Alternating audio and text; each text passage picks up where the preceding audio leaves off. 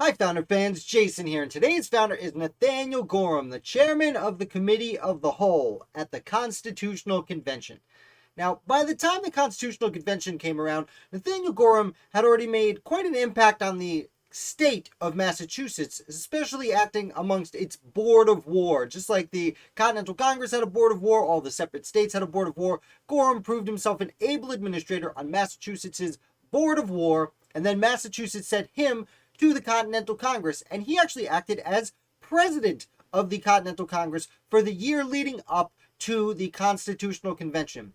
Side note here, Gorham was one of the people who realized there were serious problems going on with the Articles of Confederation and wanted a solution. Now, before the Constitutional Convention was called, Gorham was actually the person who very quietly wrote to Prince Henry of Prussia to gauge his interest on becoming King of America. Now, before you freak out on Gorham, he was just looking for solutions, and I have made a longer video about that you can check out, but suffice to say, he wasn't the only one involved with contacting this certain Prussian prince, but he was the one who wrote the letter, though no one found out about that for several decades. So his name still being clear of any monarchical association, he was sent to the Constitutional Convention in the summer of 1787. And when the Constitutional Convention met, the first order of business was easy. We need a chairman. Any Congress of this nature needs a chairman, and that was a pretty easy decision. George Washington. There was some question about whether or not Robert Morris would do it, but to get rid of any question, Robert Morris nominated George Washington,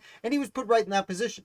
Then they decided, let's figure out how we're going to go about running this convention, and they de facto fell to a commonplace parliamentary procedure that's still often used today. It's called the Committee of the Whole, and the Continental Congress itself had been using it. The Constitutional Convention also used it. The idea of the Committee of the Whole goes like this.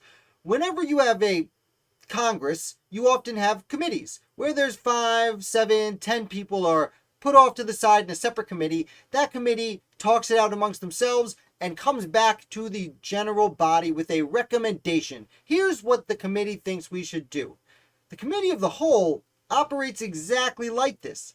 The thing is, the Committee of the Whole has all of the congressmen in it.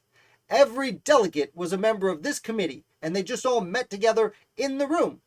But it was a separate committee, and the reason for this was they needed to discuss. They wanted the delegates to be able to freely and openly discuss ideas on how they can make the best government. And if you do that in the General Congress, well, then that gets written down in the notes, and what you said sticks around. But in committee, you could bounce ideas around and feel free to change your mind without looking like a flip-flopper. It's one of the most important parliamentary procedures that you could use in a government, especially at the Constitutional Convention. Now, you couldn't just have George Washington be chairman of the Committee of the Whole. He was chairman of the whole Congress. They needed to pick someone else to run those debates. And they decided to go with Nathaniel Gorham. And Nathaniel Gorham oversaw some of the most important and heated debates of the Constitutional Convention. For the first month of the Constitutional Convention, and frequently thereafter, George Washington would start the day by gaveling order into session, and then he would step down and call for Gorham to step in and take over as the Committee of the Whole. We like to look at George Washington as the guy who ran the Constitutional Convention, but for some of the most difficult conversations, Nathaniel Gorham ran the Constitutional Convention. His efforts should not be overlooked. More than one occasion, when things were getting a little dicey, Gorham would call a recess for the day and say, come back tomorrow. And these decisions may very well have saved the Constitutional Convention from imploding. And that's not even before we get to the ratification conventions. This is at the Constitutional Convention.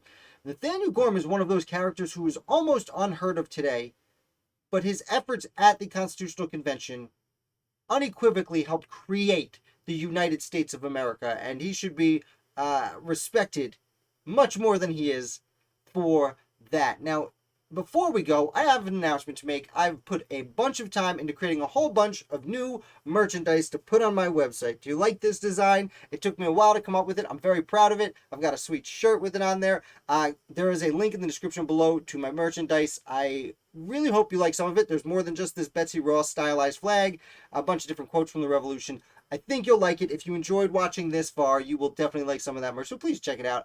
Like I said, I think you'll enjoy it. I made it because I like it. And if you like the Revolution like I do, you'll probably also like this fun stuff. Thank you for watching, and I'll be back with another Founder for you, as always, tomorrow.